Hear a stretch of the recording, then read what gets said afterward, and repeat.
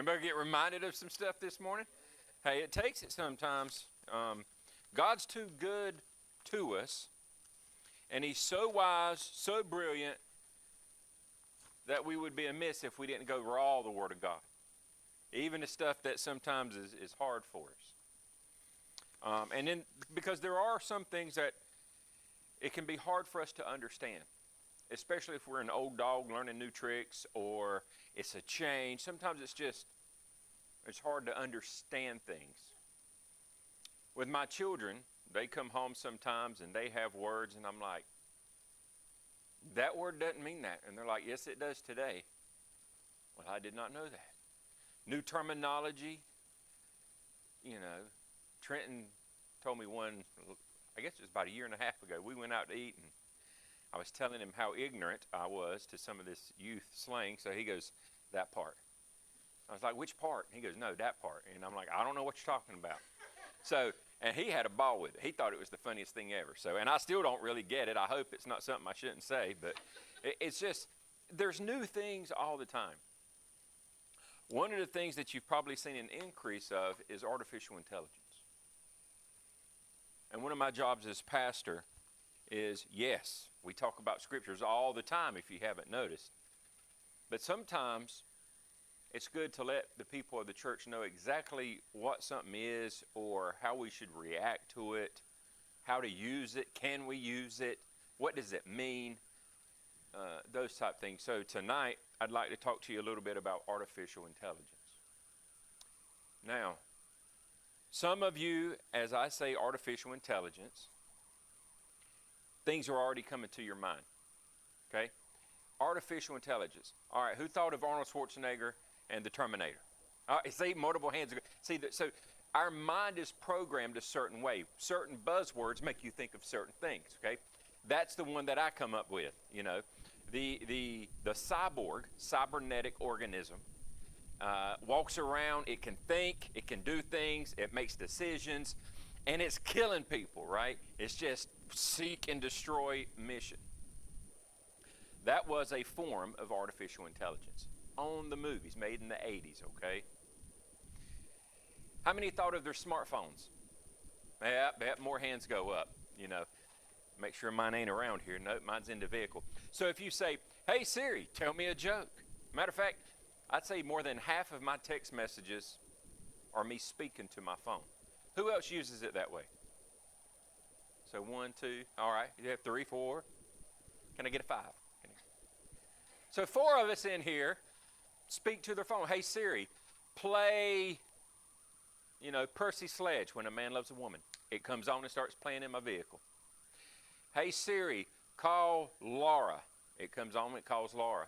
Hey Siri, what's the weather supposed to be like today? And so we get used to these things, and we're integrating them into our society today. So today what I'd like to do is speak with you and show you some artificial intelligence so that we can be educated on it, and we can know what it can do and what it can't do. So with that, let's go to the Lord in prayer. Dear Heavenly Father, I thank you so much. Lord, you're so amazing. The brain that you've given us, Lord, that you designed, capable of ingenuity, capable of just creating things in our mind, imagination, and then, Lord, building them. And Lord, as we're talking about AI tonight, God, guide our discussion.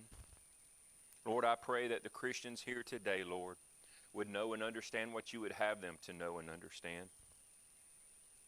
And Lord, give me wisdom and intelligence, Lord, to be able to explain it in a way that they would understand it. And God, no matter what happens, we know that your word is truth, and the truth has told us how things will end. And our trust is in you, no matter what happens, Lord. So Lord, as we trust you tonight and we worship you, God, we just pray that you would be here in this house. Bless us, Lord. Let us be more aware of the things going on around us, that we may seek to save the lost. In your holy name we pray. Amen. All right. I wrote down some definitions. Y'all can call me the definition pastor. I think I've given y'all more definitions in the past 2.5 years than probably English language words we know. Anyways, definition from Oxford. Y'all know I use Oxford. Definition: the theory and development of computer systems able to perform tasks that normally require human intelligence, such as visual perception, speech recognition, decision making, and translation between languages. Okay? That's a mouthful. But it's basically saying that computers can do things such as visual perception. What is visual perception? What it's looking at. My visual perception right now is a church sanctuary with people sitting in the pews, pink shirt, blue shirt, and just what I see. That's visual perception. It's what I'm seeing. And now it's saying a computer that can actually look and read what it's seeing. Okay? That's a big deal. That's a big deal. That hasn't been done. That weren't, in 1980 with the Macintosh and the IBMs, that weren't being done. Speech recognition. Who in here has Siri on their phone? If I went to your phone and said, "Hey Siri," would it do anything? Why not? Because it's not your voice, right? See, it can recognize whose voice it is. Decision making. Decision making. If you present a problem to a robot, right? Like 2 + 2 = 4. You've programmed it. So anytime in the future you say, "Robot, what's 2 + 2? 4. Right? But what if you said, "Hey, what's 2 + 2 + 2 + 2? Well, it may know 2 + 2 = 4, and it may know 4 + 4 = 8. But it don't know 2 + 2 + 2 + 2 normally. But knowing those two other things, it can be like, wait a minute, if this is true and this is true, then this must be true. Boom. And it can give you the answer. It's starting to think, if you will. Deduce. Translation between languages. It can do what a human would normally do. So if I say, "Est-ce que tu vas à la plage avec moi, monsieur?" Sir, would you like to go with me to the beach?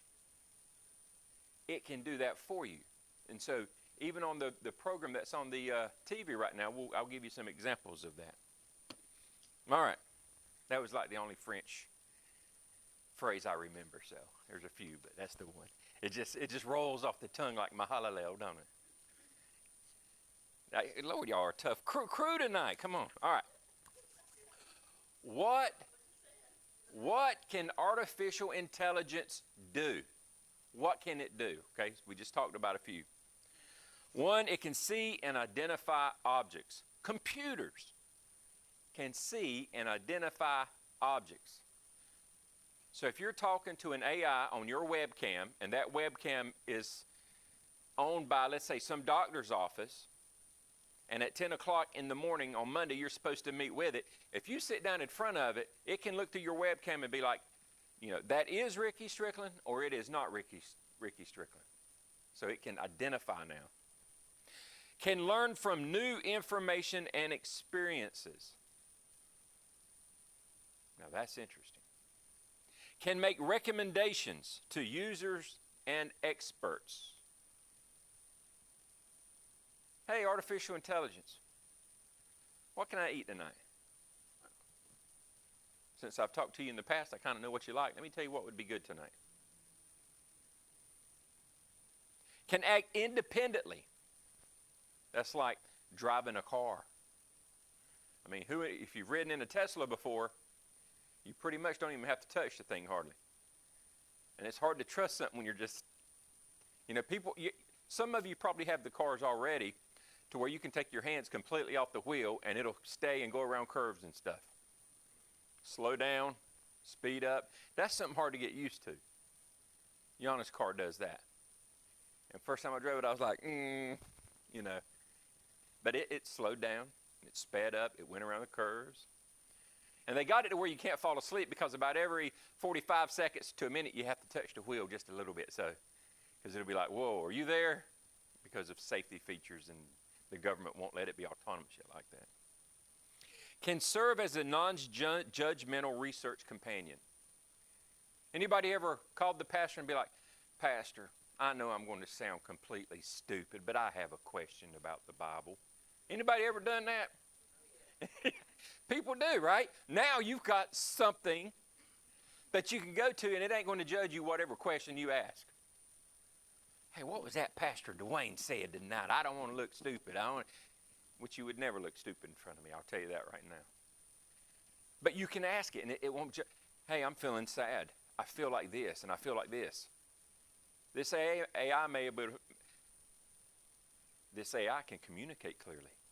But it can also be like, hey, based on what you're telling me how you feel, I think you need to see a doctor. Isn't that crazy? What are the benefits of artificial intelligence? Why do we need it? Why is it a good thing or a bad thing? Okay?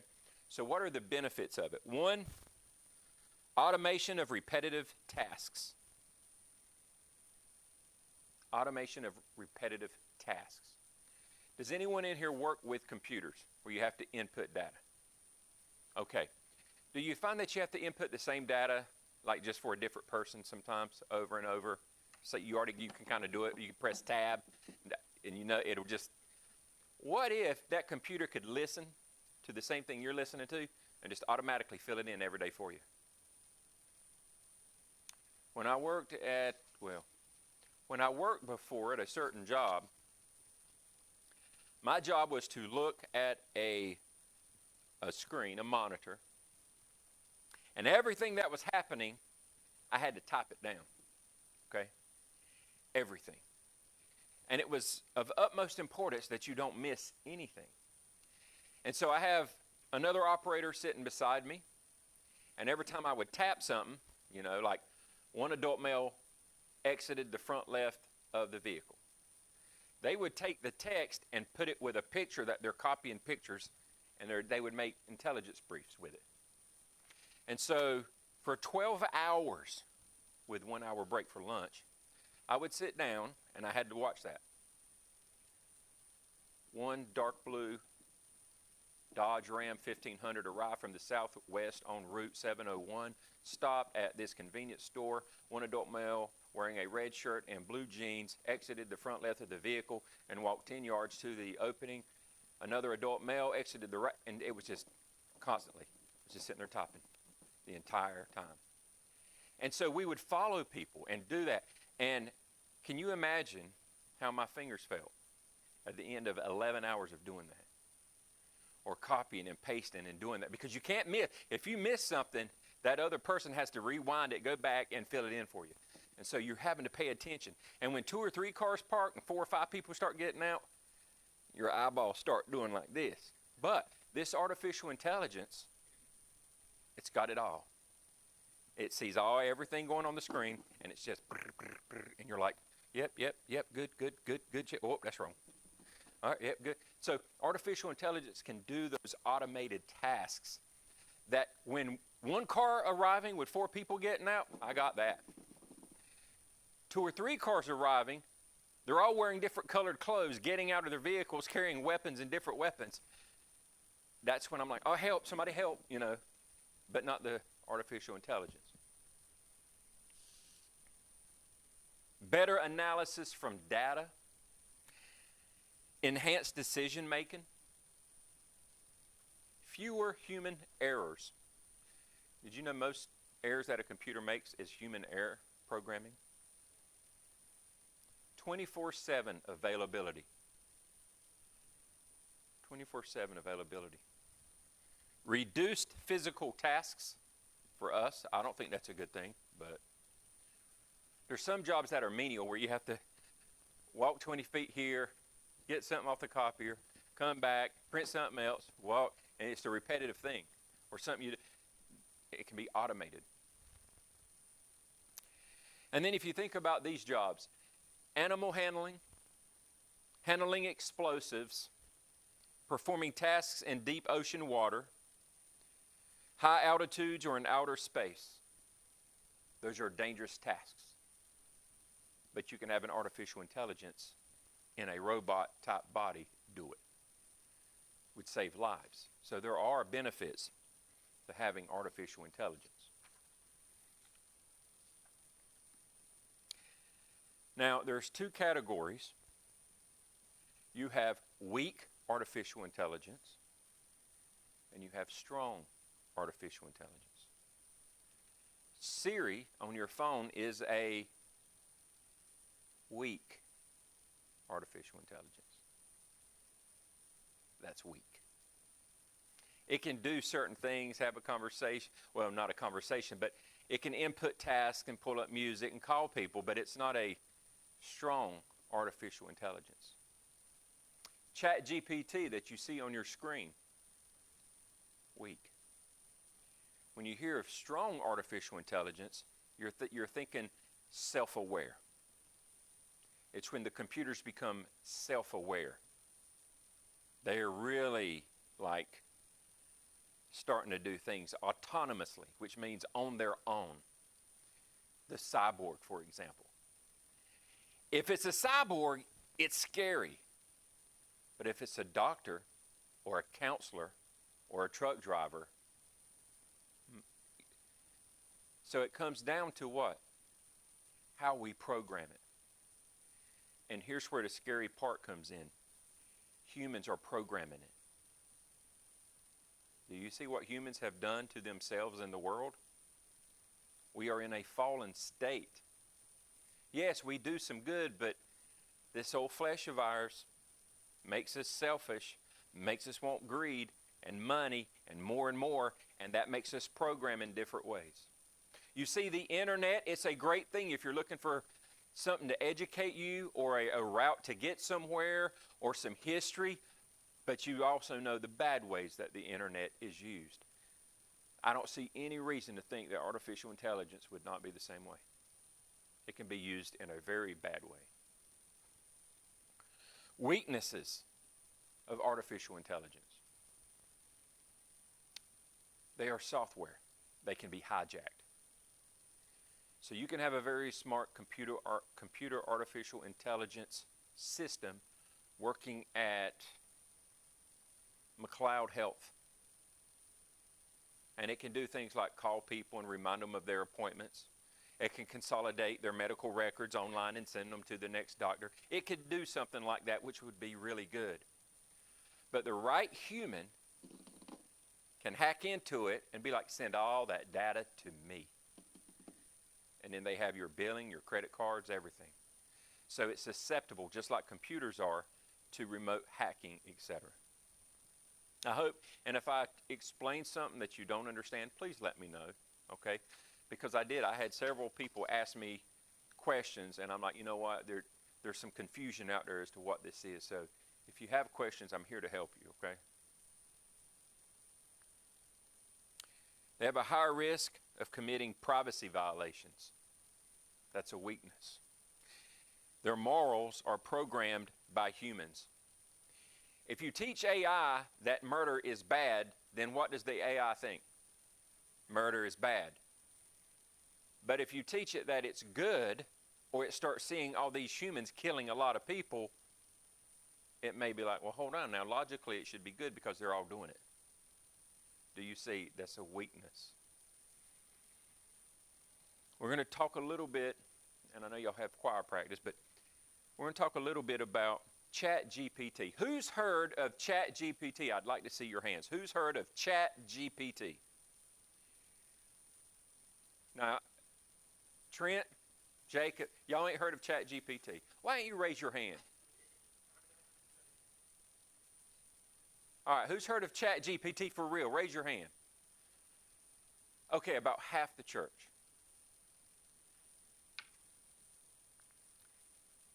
It was created by OpenAI, that's the company. Artificial Intelligence Research Company. It's a company, a computer company that's been looking into creating an artificial intelligence, like a true artificial intelligence. It was launched in November of 2022, 2 years ago. It was founded by a group of entrepreneurs and researchers researchers to include Elon Musk in 2015. So in 2015, Elon Musk poured millions of dollars into this thing because he really wanted AI to get off the ground. And then other investors came in. Bill Gates, I think there was $10 billion he put towards it. Big money, big money. And next thing you know, we get ChatGPT. It's just a little sample of what they're working on.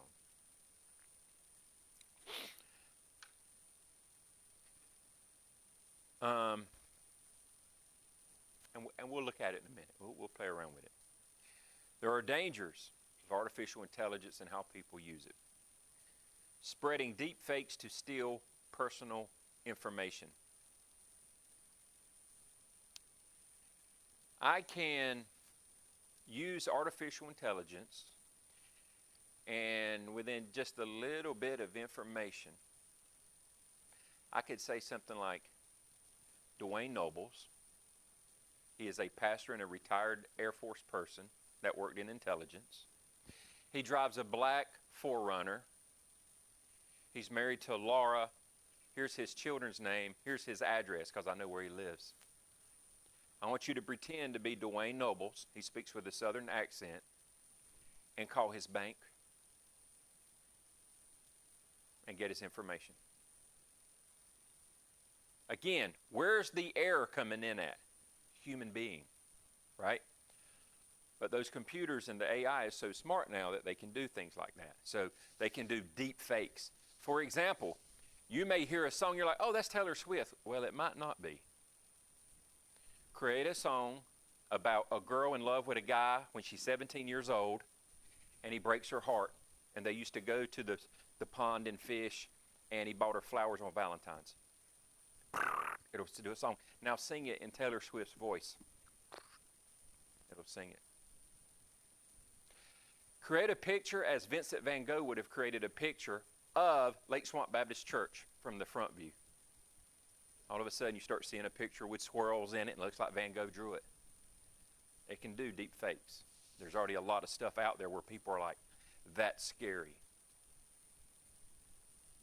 Cracking CAPTCHA. Who knows what CAPTCHA is? I know at least. All right, Sky, you know what CAPTCHA is. Who else?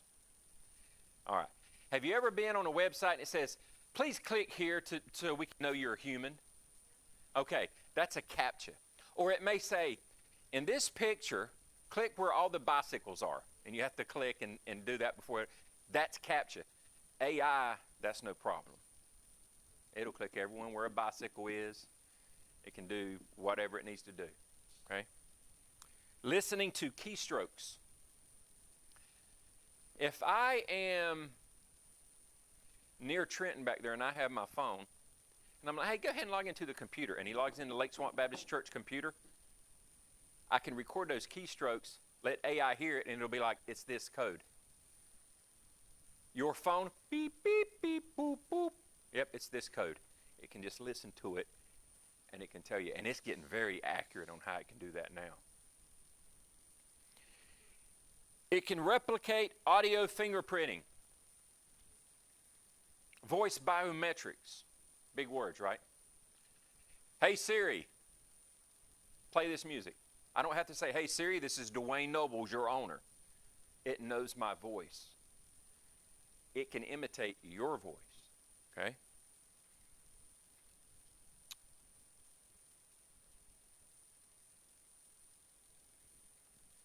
Today, people are still in control of artificial intelligence, okay?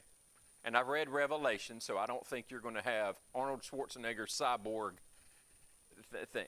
I'm not saying that artificial intelligence won't be used during Revelation times, but I don't think it's going to be to where they're in control and dominating the world like in the Matrix or something. It's just, I don't see that happening. And humans are still, they actually are forming these boards at national government levels to regulate artificial intelligence. They're starting to put some handcuffs and some brakes on some of these companies that are developing artificial intelligence faster than they can control it.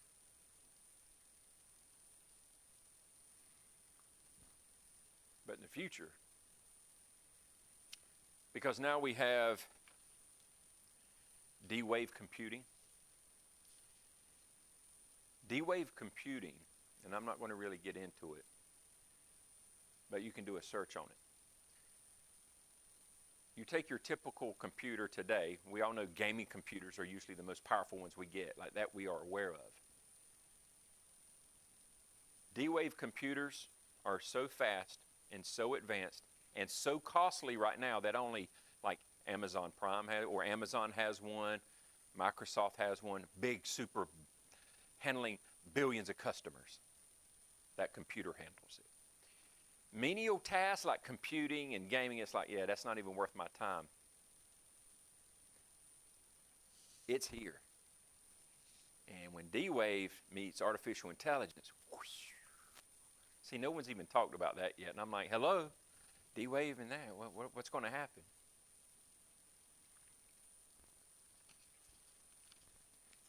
So, should you be scared of artificial intelligence? No. You should not. You're a child of the King. Don't be scared of it. Is it sinful to use artificial intelligence? No, it's not. If you use it in a way that is not malicious or sinful. Make sense? Driving a car is not sinful, but if you use it to run into a crowd of people, that's bad. Will it steal your data? Why would it? I mean, if you were Bill Gates, you know, there's probably some person like, man, I want to crack his code and get all his money, right? Sure. But the common everyday person, a certain hacker trying to, more than likely, no. The biggest threat is your information in a hospital or bank accounts, but that's been happening for decades. People will go in, they'll get all the data of your credit cards or whatever, and that's been happening. And yes, it's made easier with artificial intelligence, but what you have to remember is it's not the artificial intelligence instigating it, it's people, okay? Data mining. Do I believe that the government has supercomputers collecting absolutely everything you are doing, where you're going, what you're saying? Yes, I do. I believe it with all my heart. I know what we do to other countries, and I'm not so naive as not to believe it's not done to our countries. So when you're going to Best Buy and you're buying that computer and they're like, hey, can I get your name and your phone number and stuff? Why? Oh, for registration and purposes. That's what you think it's for. Yeah, no, you can't. Sir, you're going to save 2%. Nope, not today I'm not. You ain't getting my data. I'm very careful. Y'all, I worked in a career to where I just don't give my information out. Even on Facebook, my birthday is not my birthday. I am very careful. I am very careful. Anyways, just be careful with your information. Safeguard it, okay? Safeguard it. Don't just, don't be in public letting everybody see your passwords, or don't be like, I'm getting a little older. Here, there's my passwords. Can you use, don't do stuff like that. And how about this? Don't take your camera and take pictures of your driver's license, your social security card, because if you ever lose that phone, guess what? You just gave somebody your information. Be careful, especially with your social security number. Be careful with it. You go to get drugs today, what do they ask you when you go to that drive-through window to pick up your drugs? When's your birthday? What's your date of birth? All right. Let's get to the good stuff. Let's get to the fun stuff. All right. We have ChatGPT. That looks like a product of multi-billionaires like Elon Musk and Bill Gates. It's so intelligent that it's so plain. Bleh. Right? It doesn't look like it's got a woman's touch. It's not beautiful. It doesn't have flowers. But it's got a prompt. Message ChatGPT. Message it.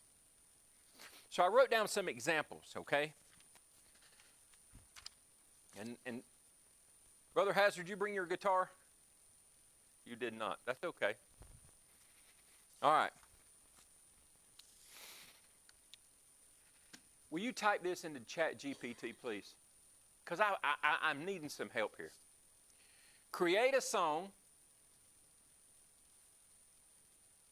about a man named Tommy.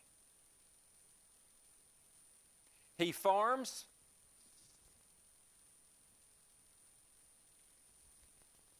So he farms, has a farm-all tractor. A farm-all tractor. F-A-R-M-A-L-L, right?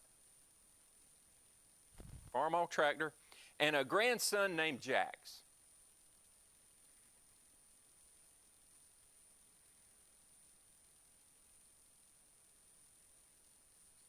No, not a mean grandson, just a grandson.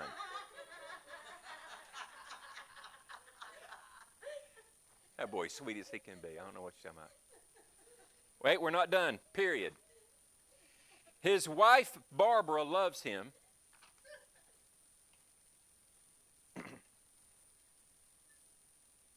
Now, this is a computer, right? This is like, well, what are we going to do here? His wife, Barbara, loves him and encourages him to get closer to God. Shouldn't all our wives encourage us to do that? B-A-R-B-A-R-A.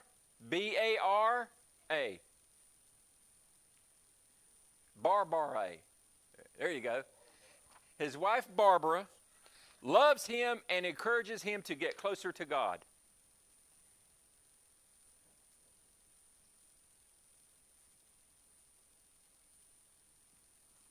And let's give Trent a round of applause for helping us out here. Yeah!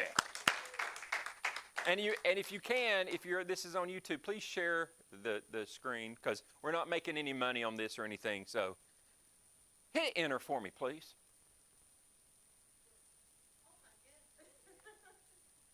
Can you press Control and zoom in a few times just so we can get a better view of that, please?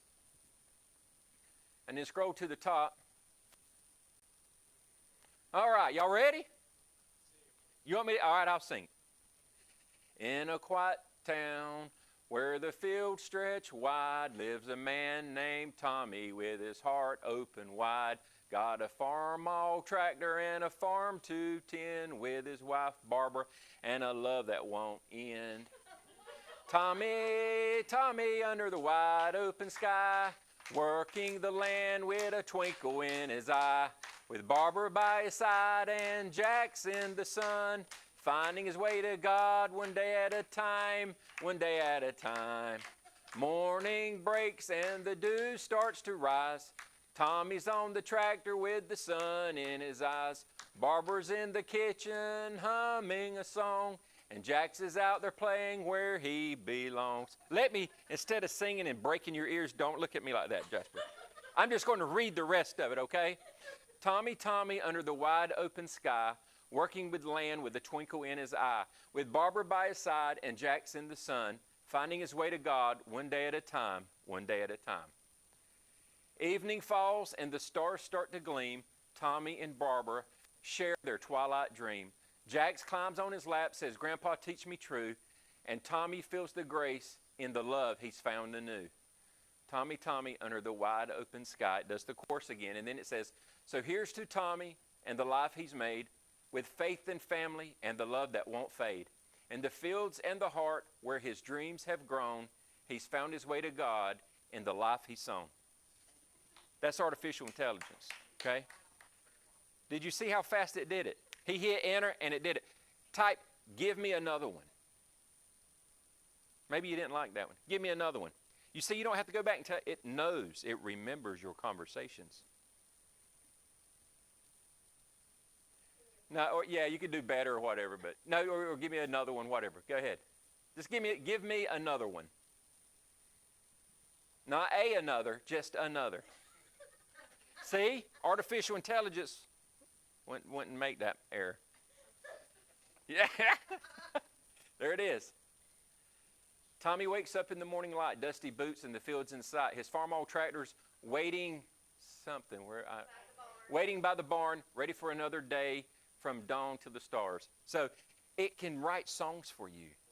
No more sitting there with pen and paper like, it'll write it for you. All right. Now, what was a good year for music, Sister Barbara? Like, what year? 1960? What was it?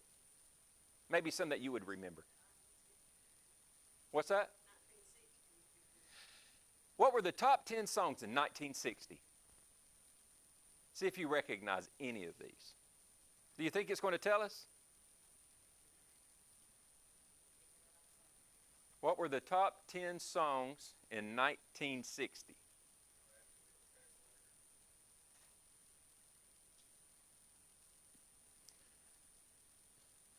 Theme from A Summer Place by Percy Faith. He'll Have to Go by Jim Reeves. The Twist by Chubby Checker. Kathy's Clown by the Everly Brothers.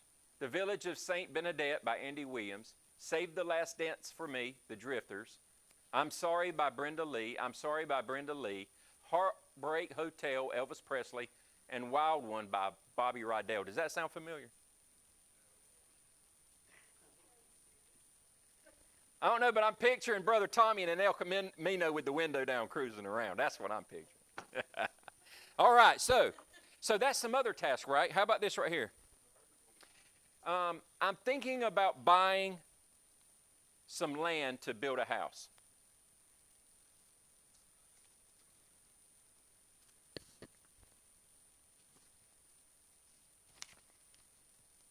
Buying some land to build a house. What qualities should I look for in the land? You just type to it like you would ask a professional person, right? What qualities should I look for?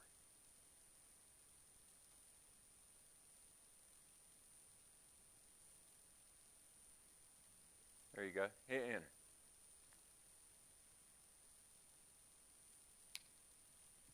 Location, zoning and land use, topography. And then you can scroll down and it's more. But see, topography, flat versus slope land. Flat land is generally easier and less expensive to build upon, but slope land can offer unique views and may be suitable for certain architectural styles. It can give you things that you haven't thought of. And then you can say, I want to use it for tobacco farming. Be more specific. Guess what it's going to do? It's going to show you the qualities that you would want for tobacco farming. Now, are you ready for some good stuff? Explain the Old Testament to me in 200 words like I'm a doctorate level pastor. That's a super pastor. You got a doctorate, right?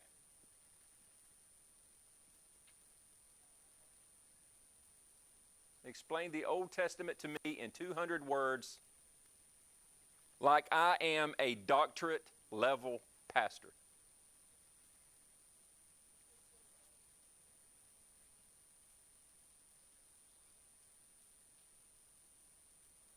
Now, how does it know what a doctorate level is? Or a fifth grader? The Old Testament, a foundational text for Judaism and Christianity, encompasses a diverse collection of writings that document the religious, historical, and cultural experiences of the ancient Israelites. It comprises 39 books divided into several sections: the Pentateuch, which is the Torah, historical books, wisdom literature, and prophetical writings. The Pentateuch, Genesis, Exodus, Numbers, and Deuteronomy, establishes the covenantal framework between... This is complicated. Yeah, you do get better. Now say, explain it to me like I'm a fifth grader. Because when you're reading big words and stuff like that, sometimes you like, break it down for me, right? Artificial intelligence can do that. Explain it to me like I am a fifth grader. Anybody want to take a guess at what it's going to do? It's going to simplify it. It's going to make it easier to understand to a fifth grader. And you can decide what level you want it at. Yeah, the first 5 books, or historical books, wisdom books, prophets, overall. And you're like, now you can say something like, do it again, but include the invasion of Babylon. And guess what it'll do? It'll include the invasion of Babylon. You get the idea of where this is going? Now, I've taught Laura how to use it. Because guess what you can do with real estate write-ups? I did one for just playing around. I was going to show you an example, and we can. the church. Let's say if we wanted to sell our church. You could say, church wants to sell its building, church, green carpet with padded pews. There's 40 pews, white steeple. It's in the farm, and it's 5 miles from Loris. You wouldn't believe the description it gives. It's beautiful. I mean, it writes it up like I couldn't have written that up myself. Or how about this? Let's say one of these high schoolers has a report they have to write on, I don't know, what's the subject, y'all? Biology. What specifically in biology?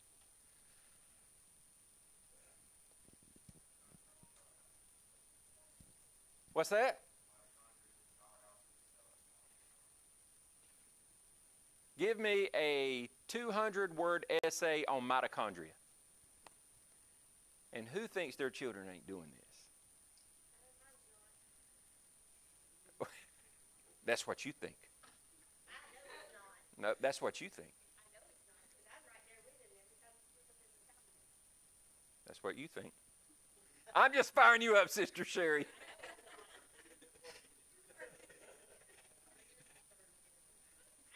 A 200-word essay on mitochondria. There you go. And you can say, give me another one. Give me another one. Give me another one. And it'll keep giving you one. It'll keep giving you one. How about this?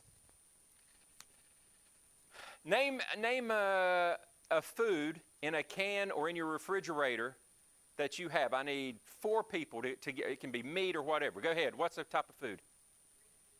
Green beans. Will you type, give me a recipe. Or no, how about this here? Go back. Find me a recipe, period.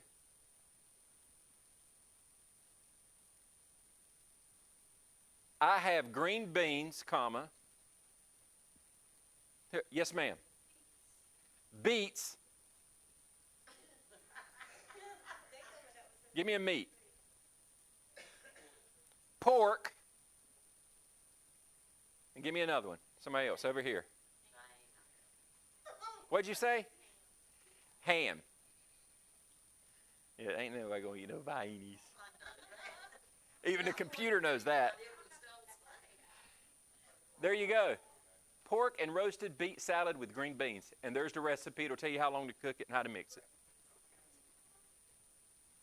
Give me another one. Hazelnuts. Put hazelnuts in. It'll go on and on.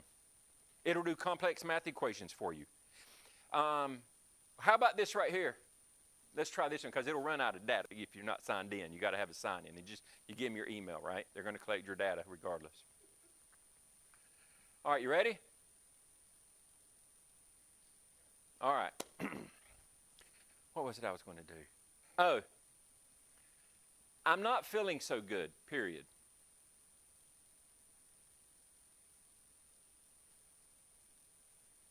I have a headache.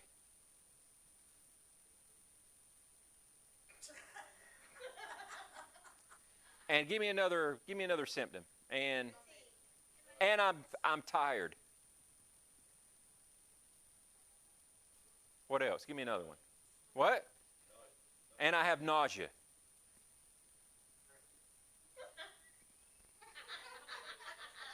Or I'm dizzy. Just put dizzy. I'm dizzy.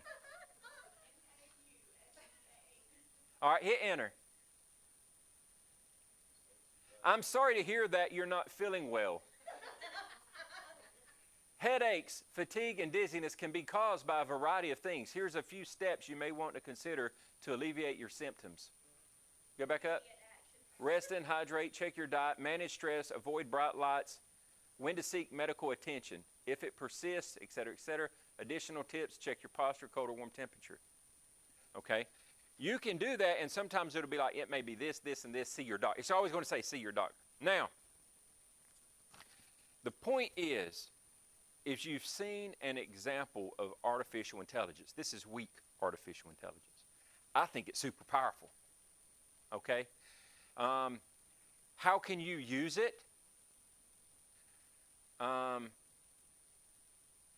You can say, give me an outline of the book of Exodus. it'll shoot it right out. And no, I haven't done that. But you could. You could. You could say, write me a prayer. You could, oh yeah, it'll write you one in a heartbeat. You can say, explain the significance of the first 10 names in the Bible. Explain to me Genesis chapter 1, verse 2, the different theories on that. And it'll just, we ran out of space. But you get the idea of what you can do with this. You can use this for a research partner, a research tool, okay? Now, don't fall in love with it and just talk to ChatGPT all the time, because if you don't think there's people out there like that, there's some crazy stuff. But it can be used for your good. If you input good and you ask for good information, you get good things. If you abuse it, and here's another thing. ChatGPT, all the data in there is 2 years old or older by design. They don't want this thing knowing current information, because if it has current information in there, like, hey, the stock over the last 5 days for Apple has been this, what do you think it'll be tomorrow? Yes, AI can do this stuff. So they're having to be very, very careful with it. Very careful. So all the data, it's 2 years old. And how does ChatGPT get this smart? If you read online, it'll say from a collection of books, audio tapes, resources. Basically, they plugged it into the internet and says, read. And it took quite a while, but eventually it read everything. And then they said, okay, no more internet for you. And so all that data that it collected, that's what it uses. So really, it can take songs, millions and millions of songs that have been written, and based on how they're written and the meaning, it can input Tommy's name as Farmall Tractor and make it sound just like one of those songs. When it comes to writing a paper on mitochondria or biology subject, it's reading doctorate level college theses out there. It's reading 5th graders reports. It's reading all kinds of stuff, and it compiles the data. Okay? So that's what that can do for you. It can be good, but people can also use it for bad. Okay? And that's what you have to be aware of. Protect your data. Don't share your social security number, things like that, with others, okay? Unless you trust them. All right? Many times I'll go somewhere and they'll, like the hospital. Let me see your ID. Why do you need it? You're checking in. I'm like, I've been to hospitals my entire life. Why do you want to scan me in here? I can't stand that.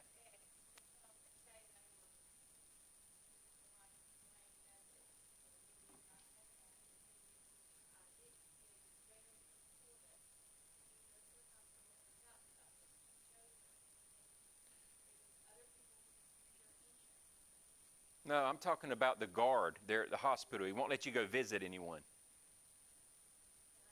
Yeah. Y'all know what I'm talking about, right? You put the little sticker on your chest here saying, I'm Dewayne Nobles with a picture. Y'all know what I'm talking about, right? Okay. Yeah, I'm like, why do you need that? Well, it helps us keep track in case there's a fire. I'm like, okay, do I need to sign out? Do I need to let you know I left the building? No. I'm like, then you really don't know what they're using it for. They just want to know where you are. You remember, I think I told y'all this a while back, but when America was winning the hearts and minds of the Iraqi people, you remember that? We were building them schools. We built them cell phone towers. We gave them phones. We built them soccer fields. We built them road systems. All of that stuff, right? We were winning the hearts and minds. Well, that's what we were telling you. Because, yeah, it made them happy, right? And they were, man, we got cell phones. And guess what we did? We tracked every single person in that country and who they were talking to. And before long, we had a network of everyone and who was talking to who. So when we found a bad guy, guess what? We know who he's been talking to and where that cell phone has been, and we can track it. Do you see? So don't be careful with your data, people. Well, my country won't spy on me. There's intelligence oversight. They're not allowed to spy on me. You're right. But can they pay Britain to do it? Or England? Or some other country? And then get that data?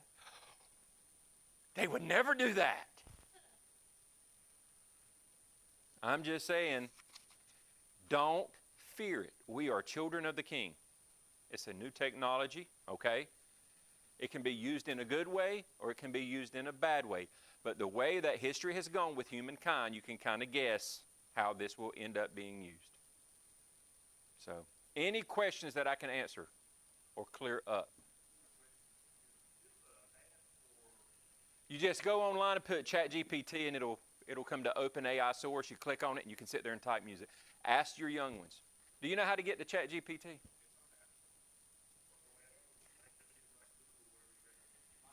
You don't even have to get the app. You just go online and now I have it on my phone. I have a little app I put on my phone. It's free, and I use it.